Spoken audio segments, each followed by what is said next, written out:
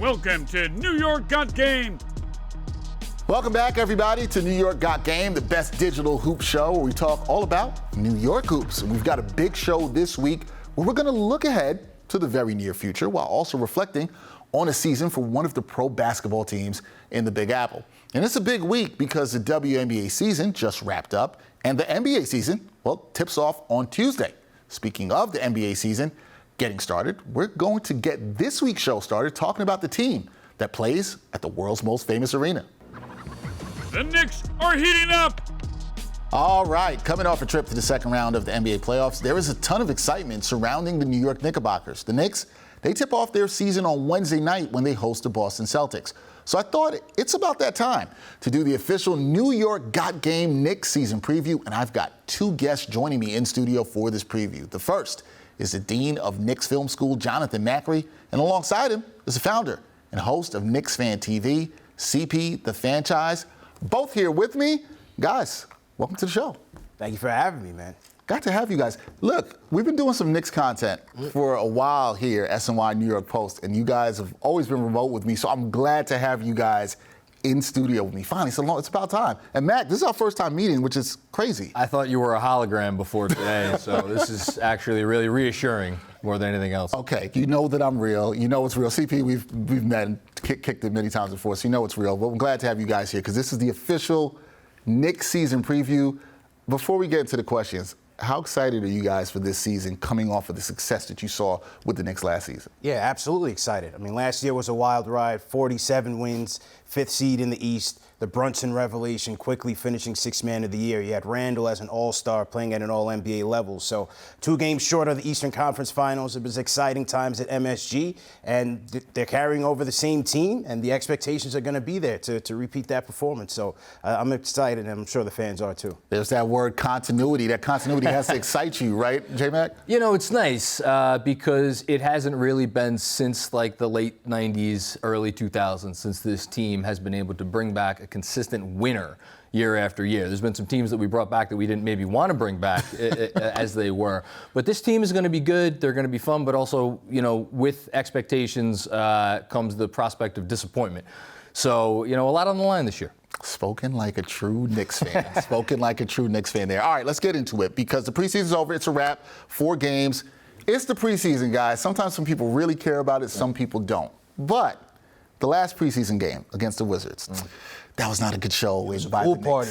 It was a pool party. Jordan Poole splashing all over the place. The Knicks defense didn't look good. This is a team that ranked 19th in overall defense last year, right, guys? You know about this. But when you saw what you saw in the preseason, on a scale of 1 to 10, how concerned are you about the Knicks D heading into this season? J-Mac, I'm going to start with you on this one. How concerned are you about the Knicks defense? I'm concerned to a degree. I'm not concerned because of the preseason. Look, this team is filled with veterans, young veterans, but veterans. They know how to measure themselves. That said, if this team was coming off a year where they were a good defense, that would be one thing. They're not. And if you look at their preseason rankings, I mean, it's okay to be bad. It's not great to be worse than Real Madrid, which is not an NBA team, but, you know, played during the preseason. So I think given where their offense should be, you know, famous last words, if they are just a mediocre defensive team, that should be fine. The problem comes in is if they are a little bit worse than mediocre and then the offense isn't where it was last year, 3rd ranked in the NBA, then we could run into problems. CP, you as concerned? Do you think they can get to mediocre or better defensively?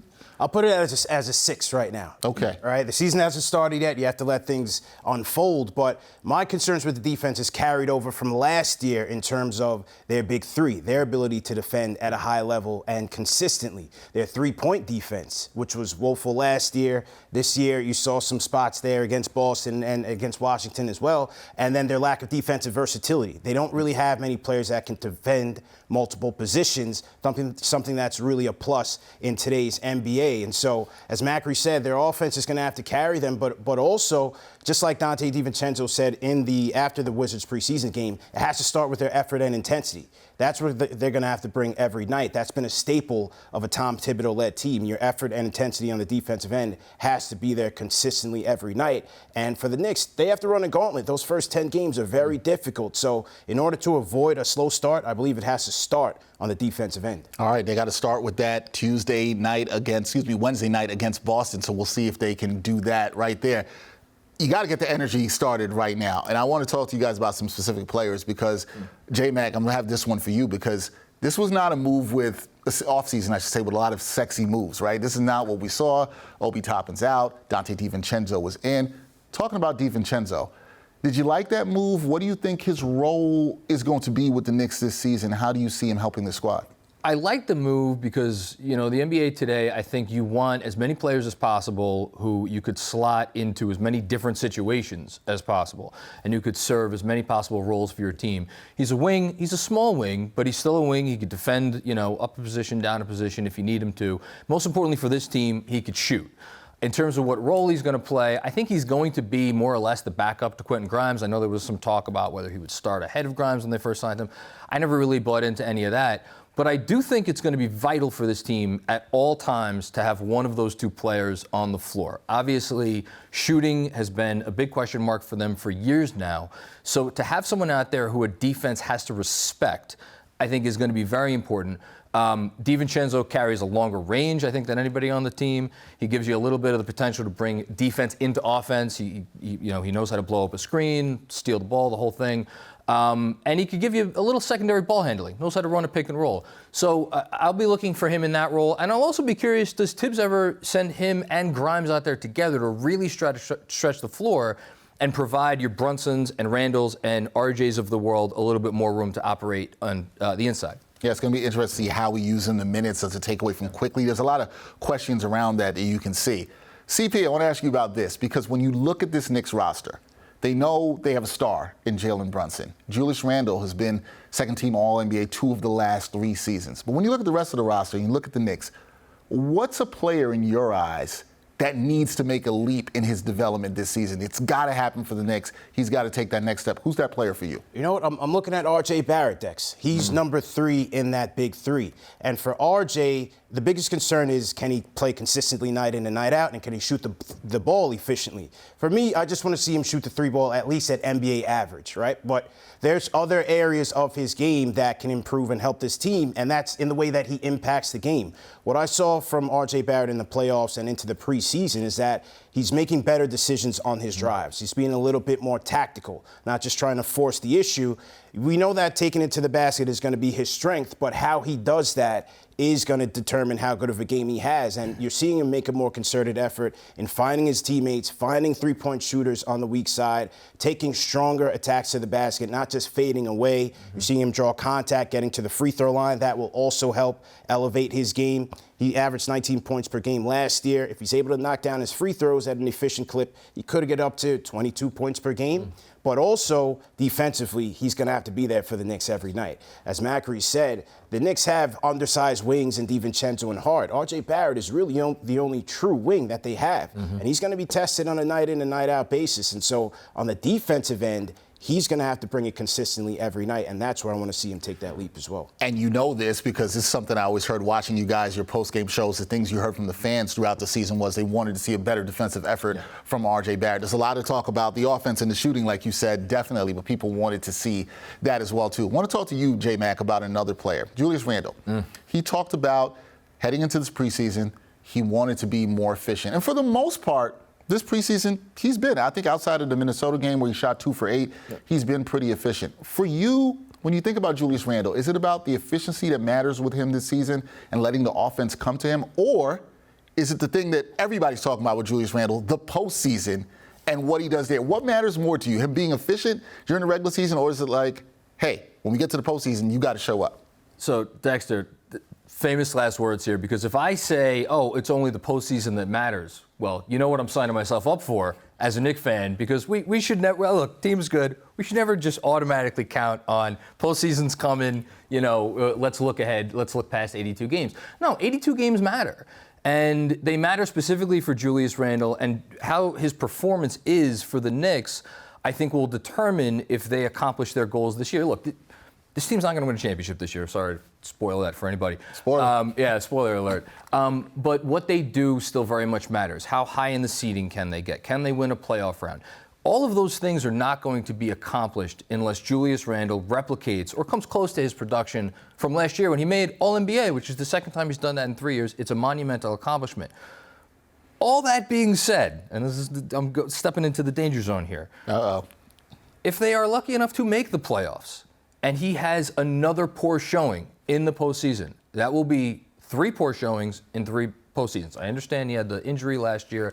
I just don't know if you're Leon Rose, how you can then go forward to the next stage of your team building, where, again, they will hopefully be a real contender with a guy on your roster that you depend on for big possessions every game, who you don't know if you could rely on once the calendar flips to April and May. So I'm kind of splitting the baby here, but I do think at the end of the day, even if he has another good regular season, if he flops again in the playoffs, it's a major area of concern. Yeah, it's going to be. Knicks fans are not going to be happy about it, as you guys know, talking to the fans all the time. Okay, we talked about the power forward, but CP, you've been hearing this throughout the summer. Once Obi Toppin was traded to Indiana, it's been all across social media. Knicks fans, what about the backup 4? I have people asking me that all the time. Is the Knicks not having a traditional backup 4? Is that a concern for you in your eyes? Is that something you should worry about, or do you think it's something the team can address if they need to throughout the season? It is a concern. And as much as we like Josh Hart to be a jack-of-all-trades type of player, right? When they go out there and play small, he's still going to be able to get his rebounds. He's a smart player. He knows where to be defensively. And so you know he'll be there, but there will be nights where he's just going to be oversized. And you're going to have guys that can shoot over him or maybe be able to sky over him for boards, and they're going to be in disadvantageous situations.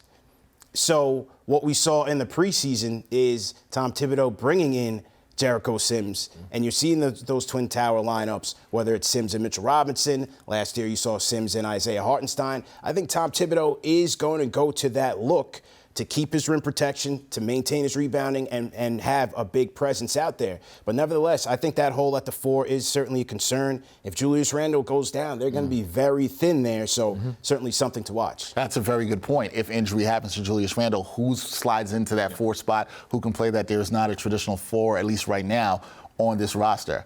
All right, this one's for both of you, because this is the question. We've been talking about this from the time you guys have been doing videos with me the last couple of years. You know what the question is. All the Knicks fans, when are the Knicks going to trade for a star? So my question to you is, to build off of that, is, all right, fans want to see the team trade for a star. They'd like to get somebody else to pair with Jalen Brunson. Do they need to make a trade this season to compete with the projected elite teams in the East? J-Mac, I'm going to start with you. Does it have to happen in the 2023-2024 NBA season for the Knicks? So you say compete. Yes, that was the word, compete. Compete. Compete's a funny word, because compete can mean a lot of things, right? I said already, I don't think this team is competing for a championship this season. That said, as they are built right now, can they win a playoff series? Can they win multiple playoff series? Can they put a scare into a Boston Celtics team that has the highest over/under total in the league? Absolutely. Can they do the same, with the Milwaukee Bucks? Should it come to that? Absolutely. They can do all of these things, but I like to say, NBA history is undefeated, and when you don't have a player on your roster of a certain caliber, with some exceptions, the 2004 Detroit Pistons, the most famous one, the odds are that you are not going to be hoisting a trophy at the end of the season. So, I think they are going to test the idea that depth by itself, going truly 9 deep, can get you to a certain point.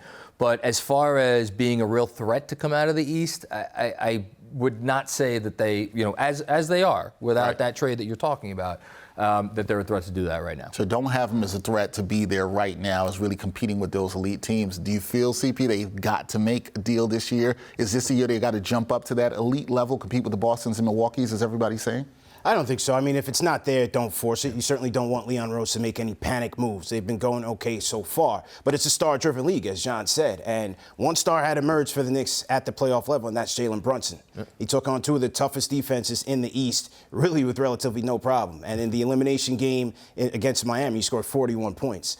The thing is that he needs help. He needs help from his supporting cast to be able to knock down shots. And as John said, which Julius Randle is going to show up in April, May, and beyond. And so that will determine just how competitive they will be against the upper echelon teams in the East. They fell 2 games short of the Eastern Conference Finals last year. I believe they can still get there should things break right. your top 2 stars play well, they can knock down some outside shots, and they play defense at a high clip.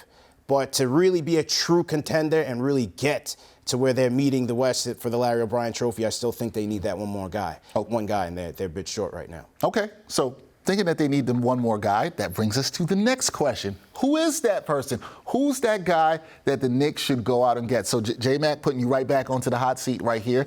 CP just said this. Got a star, proven playoff performer in Jalen Brunson. Who do you think is the star they should pair with him, go out to after him, and who do you think is most attainable? Because it's one thing to throw out names, right? Yeah. It's another thing to be like, who can they realistically get? So who's that guy for you that you would want the Knicks to trade for that you think they can realistically get? You just nailed it. It's towing that line, right, between who can you get. There's quote-unquote stars out there who the Knicks probably could have traded for this summer. We all know the names. Karl-Anthony Towns has been a name that has come up during the preseason. He's a star, right? He's made the All-NBA team, the whole thing. Zach LaVine, there was, Bradley Beal at the beginning of the summer before he got traded to Phoenix. These are all stars, but they are also not the level of star that is going to get the Knicks to where they need to go. And then you turn to a different kind of conversation, and then you bring up the Giannis's of the world and the Luka Doncic's of the world. Again, these guys would be great to have, but are they attainable? So when we think about both of those things, I always come back to the same guy, and it's Joel Embiid. And maybe I'm being a little presumptuous with what's going on in Philly, but it doesn't seem to be going well in the city of brotherly love at the moment. There doesn't seem to be enough brotherly love to go around that team, specifically with James Harden. So if it goes poorly there, and I'm obviously not breaking any news here, does Joel Embiid ask out? And I think that's the main question that concerns the Knicks this year that doesn't have to do with their roster, their team, what's going on inside their building. Because if he does ask out, is he the perfect star? No. Playoff performances, injuries, getting up there in age, the whole thing. I get all of that, and I appreciate that. But if you're in a position that the Knicks are in, you don't always get to pick and choose. So if he's the guy that becomes available, I think he could work very well with Jalen Brunson, and we'll see what happens if it comes to that point. Yeah, I like that. I think he could be a good fit there. I think he could be a great pair with Jalen Brunson. Though there's questions, like you said, the health, the playoff performances, and all that. CP, you just said before, and I asked you the previous question, you talked about not forcing a move, not rushing to make a move, kind of keeping that patience. So for you, who's that attainable? Is it Embiid also, or are there other guys you look at as attainable stars you think that the Knicks could go out and get? I would love the Embiid acquisition. I would love it for the Knicks. I just feel like there's a lot that has to go right for them to be able to get him. I don't think Daryl Morey is going to be in any rush to send him up the turnpike to a division rival. So there's a lot that has to unfold before Embiid even becomes available. But the guy I have my eye on right now is going to be Donovan Mitchell. I mean, his contract ends after next season. He's already let the Cleveland Cavaliers know that he won't be signing a contract extension. Wasn't necessarily the place that he wanted to be traded to from the Utah Jazz. We all know about his roots in New York. He's here every day in the summer working out. And so I just think that the Knicks are going to be looking at that Donovan Mitchell acquisition again. I feel like the Spider rumors are going to start to ratchet up as the season progresses. Once they play the Cavaliers on back-to-back games in the first 10 games of the season. Maybe they meet again in the playoffs, but as the season progresses, I think you're going to hear that Donovan Mitchell chatter a little bit more. All right, Spider rumors coming back for Knicks. Could hear that heating up again, so it'll be very interesting to see. J-Mac, I want to ask you about the schedule, because you guys have both mentioned this, and we always look at, you want your teams to get off to a good start. Knicks fans would like to see them get off to a good start, but the schedule is challenging to start for the Knicks. 10 games in the first 19 days, 3 back-to-backs in that stretch. They didn't get off to a great start last year. How imperative is it that they get out the gates playing well this season, especially with this tough schedule? You bring up last year, and I actually think because this group, with the exception of Josh Hart, who wasn't here yet, and DiVincenzo, who is new, because they had that experience of going through a period of time where, there were people calling into CP show, there were people, sending chats to me, fire Tom Thibodeau, trade everybody, fire Leon Rose, the whole thing. It got dark, and it got dark. Real quick. Real quick, very fast. It didn't take a long time. So this group has that collective muscle memory. I remember after that first Dallas game, Jalen Brunson saying, it's on us, we need to fix it. And to their credit, they did. So can they withstand a tough start this year? Yeah, I think they can, because they have that experience. That said, you can't fall too far. Different team, better team, but I remember 2013-14 coming off of the second round playoff appearance. That team got off to a 3-13 start. Now, there were some injury things going on, and I just think back to that. From that point forward, if you take away that first month, they were one of the best teams in the league, but they dug themselves such a deep hole. Now, again, I think this team is better than that team. There's no Andre Bargnani here, which is a good thing. Bad memories for the Knicks fan. Yeah, not great. But 4-6, I would even that's not the end of the world. That's where you get into like the 3-7, 2-8 territory. You're like, okay, you might have too high a hill to climb. So it doesn't have to be a fast start if they could just hang around 500 and give themselves a fighting chance and not get too far below. Okay, that makes sense. But starting the season, let's talk about that. Knicks start the season against Boston, okay? Tough test early on, CP. Yeah. It's a good measuring stick. I think as a fan of a team, you want to see how your team stacks up against elite competition. How do you think this team stacks up against the elite in the East, and what are the keys to them getting a win in the season opener? The Boston series, the Boston matchup is going to be tough. Obviously, it starts with Jason Tatum and Jaylen Brown, right? Anytime you have two guys that can get it going in isolation, they're going to give defenses fits. So the Knicks will certainly have their hands full. But I think the addition of Kristaps Porzingis adds another wrinkle to their offense. Number one, he's going to space the floor and open things up for them. Playing off of those guys in pick and roll and pick and pop situations is certainly going to be dangerous. But he's another guy that they can dump it down to in the half court. He may have a mismatch on him, use his size, use his height, shoot over guys, or be able to attack the paint. So he certainly adds a different wrinkle to their offense. Drew Holiday as well, another guy that they can dish it to and make plays for himself and his teammates. And then additionally, their three-point attack. You know that Joe Mazzulla is going to want to let it fly. They moved from 9th to 2nd in the NBA last year in three-point attempts. That trend is going to continue when you look at the pieces that they have on their roster. So that Knicks defense that we talked about early in the show is going to get tested right off the bat. Defensively, when you look at Drew Holiday and Derek White, you got the best defensive backcourt in the NBA. And then so Jalen Brunson's going to have his work cut out for him. Tatum and Brown can defend as well. You have Kristaps applying rim pressure. And so for the Knicks, their two-headed monster of Julius and Brunson, they're going to have to get it going in isolation. You hope that the supporting cast can knock down their open shots, but also getting out in transition. Tom Thibodeau wants to play fast. I believe that's an advantage that the Knicks can have over this team. Get out, get after the long rebounds. If the Celtics are going to be shooting their threes, get those long rebounds, push it in transition, try to find the defense offset or off-balanced, where you could have your advantages there. And then lastly, I think the Knicks should have the bench advantage over the Celtics. The Celtics' depth is one question mark that I have regarding their team. The Knicks putting out a Quickly, Hart, DiVincenzo, maybe you have R.J. Barrett running with that unit, Isaiah Hartenstein. They should be able to get after it on both ends, and I think that's where they'll have their advantage over the Celtics. All right, we will see Knicks Celtics on Wednesday night. Start the season for them. Should be a good one. Good early test, guys, that we hope is a successful season. Speaking of success, nice transition here. Success means different things to different people, right, guys? You can look at one season and say, hey, this is successful. Somebody else might feel differently. That's fine. But I'm going to ask you both this to put you in a hot seat. J-Mac, going to start with you. What does a successful season look like for the Knickerbockers in this coming season? And what has to go right for the Knicks for it to be a successful season? Well, to answer the first question, the vibes. The vibes need to be good after this season. Look, you could be a good NBA team and get eliminated in the first round of the playoffs. It's possible. We've seen it happen. Out west this year, surely some good teams are going to get eliminated in the first round. You could win 50 games and not make it out of the first round. I think for the Knicks moving forward, the thing we have to remember is the good PR that they've gotten, where you have, the Bob Myers of the world, who now works for ESPN, saying, hey, a star is going to want to come to the Knicks. Andre Iguodala just was interviewed recently. Once upon a time, he said, no one's going to the Knicks. Now he's saying someone's going to want to come to the Knicks. That needs to maintain, because if that maintains, again, they need to make the big trade for the big star. That star's going to want to come here if the vibes are still good. Now, what is going to make the vibes good? That's kind of your second question. Yep. I think it would help if Jalen Brunson, and this is going to sound crazy, can he take another step up? He was a borderline all-star last year. A lot of people said he should have made it. Can he go from borderline all-star to all-NBA caliber player? The Knicks seem to think he can. A lot of fans think he can. I think he can. but he needs to actually make it happen. And then the other thing is there a young player, whether it's R.J. Barrett, who CP talked about earlier, Emmanuel Quickly, Quentin Grimes, any young player, make a leap where you could say, oh, that guy, he might be an all-star someday. He might be an all-star next season.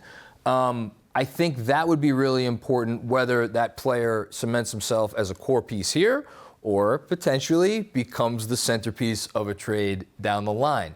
We don't have to make those decisions, but it would be nice if those things happen, and then, you know it when you see it as far as a good team in the NBA, a team that's heading in the right direction. So for me, that's I'm not putting any round. They have to win a certain amount of playoff games, anything like that. But just keep the vibe strong. Oh, just don't worry. He didn't put a number, anything, predictions. He was talking about development. We will get to a number. We will get to a number soon. But when you look at that, is it about development for you too, CP, in terms of how you view success for the Knicks this coming season? Yeah, I think you certainly want to see them take that next step, right? As I said, they finished 2 games short of the Eastern Conference Finals last year. You hope that they can get back to that point, whether it's getting out of the first round, and if they lose in the second round, be a tough out.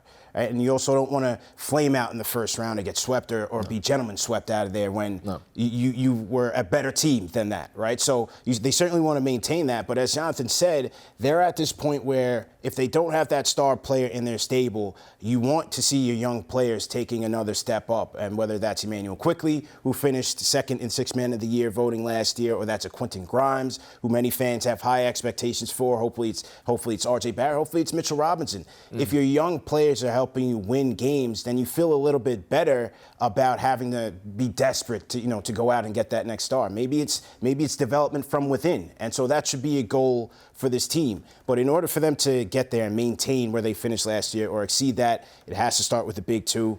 Brunson played at an all-star level or beyond that. Health is going to be very important. You saw that they lost Julius Randle at the worst time last year, near the end of the season, and then re-aggravating that ankle sprain in the Cleveland series in the first round. So those two guys playing at a high level is going to be of the utmost importance. We talked about the young guys, and then also being able to maintain the excellence on the offensive end that got them ranked 3rd in the NBA, which is their isolation scoring, their ability to limit their mistakes, limit their turnovers, and getting second chance opportunities. They're going to need to get second chance opportunities if they're not going to be able to shoot the ball as efficiently, because defensively, I'm not sure if they're going to be as strong. So those are some of my keys there. All right, there we go. We talked about success there, but now this is the last thing I have for these guys, because they've been so generous with their time for me joining to preview this Knicks season. Here we go. J-Mac, you know where I'm going with this. CP, you know where I'm going with this. It is prediction time, guys. It's all about saying it with your chest, saying what you think is going to happen. How many wins will the Knicks get this season, and where do you think they will finish in the East? CP, I'm starting with you first on this one. Let's get the camera focused. All right, here we go. This is the prediction. The fans always wait for my prediction. I always leave it until last. I wait till the last minute. I'm going 48 wins, 4th seed in the East. I'm going to get Boston 1, Milwaukee 2. Fans not going to like this. I'm going to put some respect on Cleveland's name right now. I think their ability to play defense at a high level with the Twin Towers and with Allen and Mobley. I think Mobley is going to take another step up in year 3. They have 2 all-star scoring guards in Mitchell and Garland, and then they upped their 3-point scoring attack with Strus and with Niang. I think Cleveland deserves some respect there, and I think they'll win a lot of regular season games. So I'll put them at 3. I'll put the Knicks at 4. 48 wins. That's my prediction. Said it strong with his chest there. 48 wins. J-Mac, I know you've been waiting till the last minute for this. I know this has been a little bit of thought process for you to get this done. What's your prediction? Where do you have the Knicks finishing in the East? Can I take a bathroom break? No breaks. The hot seat is right here. So I've been going back and forth. I think they're going to make the playoffs. Let me start there. I've been going back and forth in my head between literally what CP just predicted, 48 wins and a 4 seed, and some a little lower, 45 wins, 46 wins, and a 6 seed. So I'm going to split the baby. I'm going to split the difference. I'm going to say 5th seed, again, just like last year. I'm going to say 47 wins, again, just like last year. I don't think they're going to face off against Cleveland in the first round, though. I think like you just said, I think Cleveland's going to be the 3 seed, and I think it is going to be a first-round matchup that will have many eyes on it, because I think it's going to be with the Philadelphia 76ers. I don't know who's going to be on the Philadelphia 76ers by that point, but I know the big guy's still going to be there because they're not trading him this season, that's for sure. And You know what? Full chest, right? Say it with your chest. There we go. I think they beat Philly in that matchup. There you go. I'm not predicting anything else other than that, but I think that first round against Philly, they win against the Sixers, and off we go into what will be yet another offseason full of fun and games. Okay, 47 wins for J-Mac, 48 for you, CP. You guys said it with your chest. This was a great Knicks season preview. This is great. I appreciate you guys coming through, man. Had a blast, man. Excellent conversation. Thanks for having us. No, you're welcome. I want to let the people know you can follow these guys. The great work CP does with Knicks Fan TV. Check that out. Hit the thumbs up button for your boys there. Also hit the thumbs up button for Knicks Film School and Jonathan Macri. CP, I had to ask you this because I found this out the other day, and I meant to ask you. You are doing something for opening night. You guys are doing something to get the fans together for a watch party, correct? Yes. So we will be having the opening night happy hour and watch party at the Dean. That is 39th Street and 7th Avenue, right by the Garden, 6 blocks away from MSG. So for those of you attending the game, you can come to the Dean for a happy hour before you head to the game. And for those of you that want somewhere to watch the game, come over to the Dean. We'll be there. It'll be a great time. All right, it should be a good time. I got to pull up. Last year I pulled up to your watch party. I did it at 40-40. I did it with you guys for game 1 of the playoffs against the Cavs. It's a good time. Check that out. Like I said, check both these guys out. 2 of the best in terms of content creation around the Knicks. Appreciate y'all always. I'm glad we finally did this in studio. Absolutely. You're going to have to come back on the show throughout the season, so we're going to have to do this. You know we're going to be talking a lot of Knicks. The digs are pretty nice, so I think I could find it in my schedule to come back and visit you again. I appreciate you doing that. Now you know what's going to happen. If the Knicks are off if they exceed the predictions, everybody's going to be happy with that. Yes. If you guys are below, if they're below what you predicted, people won't be happy about it. Man. It is what it is. It's the nature of sports media. It is what it is. When have the Knicks ever disappointed? I don't see that being a realistic. Positive vibes, guys. Positive vibes. We're gonna have positive vibes. That is J-Back, Knicks Film School, CP the Fanchise, Knicks Fan TV, joining me here on New York Got Game. Thanks again, guys. Appreciate it. Thank you. All right, let's talk some women's hoops. The season came to an end for the Liberty in Game 4 of the WNBA Finals as they fell to the Aces. A disappointing finish, but a strong season that saw New York reach the W Finals for the first time since 2002. We're going to reflect on the 2023 season and discuss what is next for New York's WNBA squad. And we're going to do it with the great WNBA insider and founder of Girls Talk Sports TV, my good friend, Khristina Williams. Khristina, welcome to the show. How you doing? Thanks for having me, Dexter. Always I'm good. Yeah. Always good to talk some WNBA hoops with you. Now, look, this was not the ending that I think New York fans hoped for with the Liberty. It was a little disappointed. You and I were in the building together for Game 4 at Barclays Center. Disappointing loss to the Aces. But you spoke to several players and coaches and management going in Friday with the exit interviews that they have. So following this finals loss and talking to everybody, what's the focus of this team right now? The focus on this team right now, and the word that kind of rang out in the exit interviews, was continuity.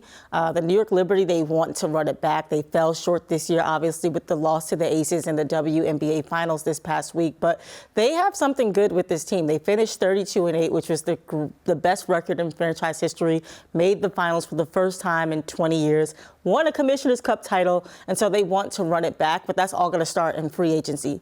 Brianna Stewart and Jonquel Jones are both free agents, unrestricted free agents, but Jonathan Kolb made it clear that he's 100% going to core Brianna Stewart in free agency, so she won't be unrestricted, so he's going to lock her up.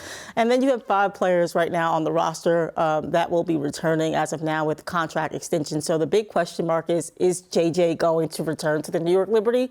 But yeah, they want to run it back, and all of the players seem to be wanting to buy into running it back. All right, so they're bought into running it back, right? But whenever you have a disappointing finish, you get to the W Finals, you get so close, right? 2 wins away from winning it, people are going to talk about changes after a disappointing finish. So when you talk to General Manager Jonathan Kolb and you heard from him, what do you think is priority number 1 when it comes to improving the roster this offseason?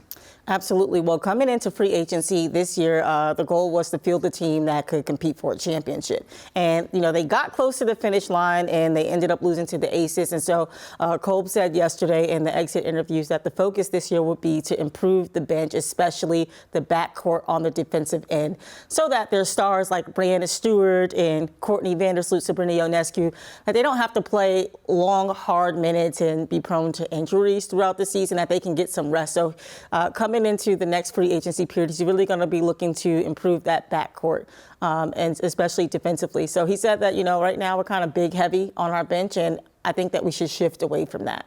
And so that's going to be key coming into free agency. Also, he had some talks with Jonquel Jones, to my understanding, at the end of the media availability. And so hopefully she comes back. She is an unrestricted free agent. And so Breanna Stewart, I mentioned she's going to be cord. She's going to get that Supermax. And because Jonquel Jones was actually traded to the Liberty, she's eligible for the Supermax. And so as a general manager, he's going to have to try to crunch the numbers in terms of the cap space for the team. They have 5 players under contract already. And so lots of questions going into this season, but I think that Jonquel, she has a lot of positive things to look at when it comes to this group and her ultimate goal of wanting to win a championship. So I think that they'll do whatever they can to make that happen. Yeah, you want to see most of the core come back because this was so close. They got so close there, and now it's about can they add those pieces. I think the defensive depth that they could add, maybe particularly off the bench, like they're saying, could help because we saw how the guards were targeted and struggled to guard the Aces guards in this series. But I want to ask you about this because, all right, this is a team trying to win a championship. Yes. They got so close. People can be disappointed, but you can also look at this and say, hey, this is a moment where you can learn something. Do you think the Liberty losing the way they did at home in Game 4 to the Aces, is this a moment they can learn and grow from? Absolutely. I mean, this is the first time that this group went to the finals ever collectively together. And I think that Jonathan Kolb said something that was really interesting. He said, individually, some of the players have reached the finals, but collectively as a group, we have never been there together. And so Coach Sandy also agreed with that sentiment, saying, you got to learn and we build and move on from there. So it's definitely something that this group will learn and get better from experiencing their first finals together.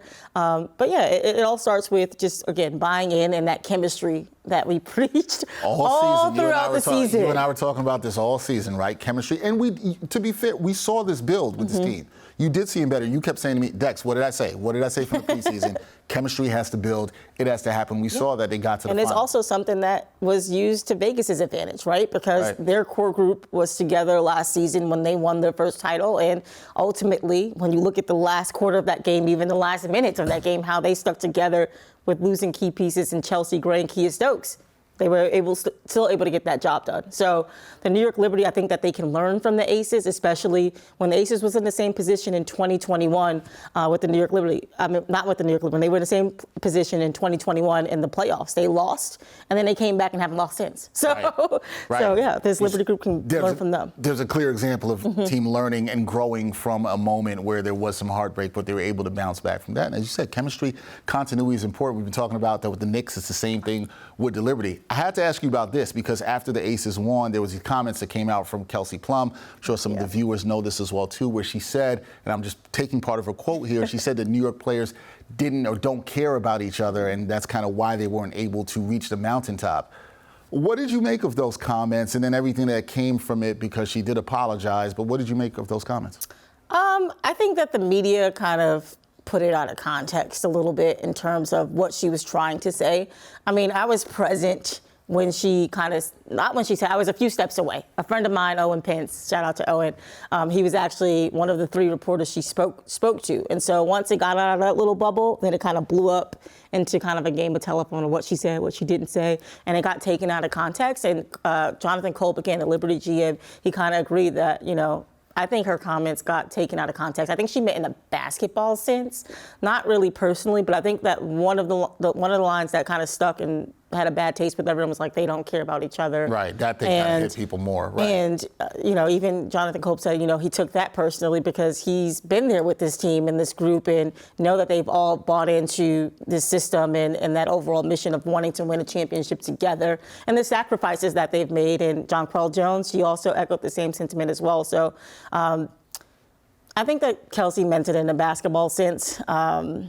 And that's it. And I think that trash talk is good for women's basketball, women's sports. And so even if she did mean it a different way, so what? She won. She can say whatever she wants. I agree. When you win, you can say whatever you want. And you know what? If you don't think, if you're on the Liberty, right, and you don't think that she thinks that you guys care about each other, well, you can show that you care about each other by going out and winning next season. Absolutely. Okay, so I got to ask you this because there's also been a lot of talk about what the vibes has been like at the Barclays Center and covering the Liberty this season. And some people have said it was dark and quiet. I've said this before and other things. So now it wasn't my experience, right? But for you, as a journalist who covers so closely, WNBA insider like yourself, what has the experience been like for you covering this team and seeing the growth of women's hoops? Yeah, I mean, I am someone who has been around when Liberty was playing up in Westchester or even at MSG, right? And so I think that it's definitely grown in terms of the ownership group buying in and investing into its players and making sure that they have the best of the best in order to be successful. I spoke to Maureen Johannes in the exit interviews yesterday, and she's someone who's also been around when the Liberty was in Westchester. And she said, you know, when I first got to this league in 2019, I just didn't care where we played at all. You know, I was just happy to be in a league. But now that I'm at Barclays, I understand what it takes to be the best and what it takes for an ownership group to invest in. I think that is great that all of New York City is talking about the New York Liberty. It's literally the hottest ticket in town. They've made history with the ticket sales in the finals. And so I just think that the best is yet to come for women's basketball, but especially the New York Liberty here in New York. Yeah, no, I like that. And speaking of that transitions right to how I want to end things, because you said the best is yet to come. And I think Liberty fans feel that way. They have to feel optimistic about this season. But when you look at the core of this team, and we talked about the fact that there needs to be changes, Jonathan Kolb has talked about it as well, too, in terms of improving the defense. Do you look at this as a squad that has the ability to compete for championships for years to come? Absolutely. And one thing that I forgot to mention a little bit earlier is that next year is an Olympic year. But it's also when WNBA prioritization comes into play, which will impact not only the New York Liberty in terms of their roster and that continuity, but also teams across the league, because the WNBA is implementing a rule where players have to report on time. And we know that players go overseas in the off season and the scheduling conflicts. And so there's going to be a lot of different moves that is going to have to be made in order for this team to continue. That chemistry might be interrupted next season because of these new rules that are coming into play next season, and because it's an Olympic year and you have stars like Maureen Johannes, who has already said, you know, I'm not going to be back next season because I've committed to my national team. And so she's been great help off the bench in terms of facilitating the New York Liberty's offense and scoring from the three-point line. And so, you know, they're going to have, you know, some things to put together, but I do think that this is a group that can compete with its core group. Yeah, I think it's very optimistic what they did this season. As you said, most wins in franchise history, first MVP in league history with Breanna Stewart. So I think the Liberty did a lot of things. I had a lot of fun covering them, fun talking to you all season about the Liberty. We'll do more because the offseason is going to be busy. It's going to get spicy. It's going to get spicy for sure. That is Khristina Williams. Go check out her work. Girls Talk Sports TV founder, one of the great WNBA insiders. Khristina, thanks for joining me. Appreciate you. Thank you, Dexter. Okay, that's a wrap for this week's show. Special thanks to my guests, Jonathan Macri, CP the Fanchise, and Khristina Williams. The Brooklyn Nets, just to let everybody know, they tip off their season on Wednesday as well when they host the Cavaliers. The Knicks, as we mentioned, they host the Celtics. And next week, we're going to talk about the first few games for the pro teams, and we're also going to talk about some college hoops. So be sure to hit the subscribe button on the New York Post or SNY YouTube channels. It's time to bounce. For my editor, Catherine Cooper, producer Lee Insler, and director Joe Masali, I'm Dexter Henry. Peace. And thanks for watching New York Got Game. Boom shakalaka.